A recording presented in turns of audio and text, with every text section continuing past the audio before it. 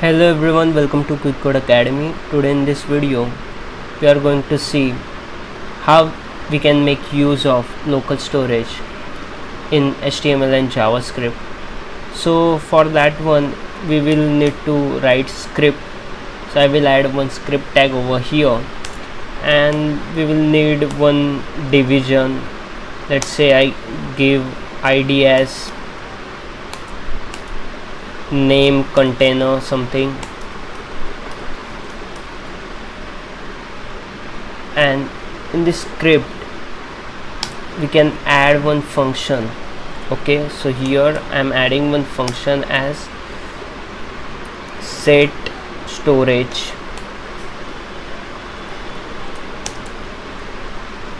and here I will set something in local storage. So how to do that? There is one method in local storage called as localStorage.setItem, where we have to pass two parameters. One is key, so here I'm passing key name as name and then value. So in this case I will be giving the value of the person called John, and this set storage we have to call it from somewhere. So let's call it from onload method. So here I will say set storage. So after doing this, onload, this set storage will get executed, and what will happen on browser we will see. So here you can't see anything as of now, right? But if you inspect the element and go to your application tab, and inside local storage you can see one key is set as name and the value is John. So now if I change it to something, suppose I'm changing it to Sid, then automatically it will get updated to Sid. So now we will see how we can retrieve this value from the local storage. So for that we will write one more function, like function to get item. Okay, we will store it in one variable called as let variable, and then over here I will just say localStorage.getItem, and here there is only one parameter you need to pass, that is the key of the item. So here I will say name. Okay, so to execute this function we will create one button. On click of that button we will call this method to get item.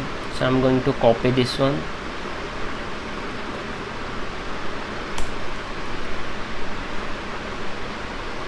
to show. Okay, and one more thing which I'm going to do is I will assign this value to this division. Okay, so for that what I will do, I will simply say document dot get element by id, and I will copy this id from here, and now I will access its inner HTML and I will assign that variable to this inner HTML. So what will happen now is, so when we will click on this to show button, it will retrieve the value and assign it to division. So let's say, so now you can see we have retrieved this value, and this Sid is visible over here now. So there are two type of methods, one is set item, one is get item. Also there is one more called as remove. So for that one also we will just check shortly. Remove method we will create, and in that we will just say localStorage.removeItem, and here we can hover over it and we can see only key we will have to pass. In our case the key is name, so we are going to copy that and we will call it from the remove method. So here I will create one more button, then here I will say on click again, and here I will call this method remove. What this remove method will do, this will just remove the name from the local storage. So let's see how it will happen. So now my inspect element is open. Okay, first you can see the by default the name is set to set. So here I will click on to show. Okay, and now you can see we have this value set. So what if I remove that? So see, is it getting removed? No, something is breaking. Remove is not defined. I think we have made some spelling mistake. So here if I add remove, okay, and let me go to the application. So here I have that name and key. So now suppose if I click on the remove, it will automatically remove that particular key.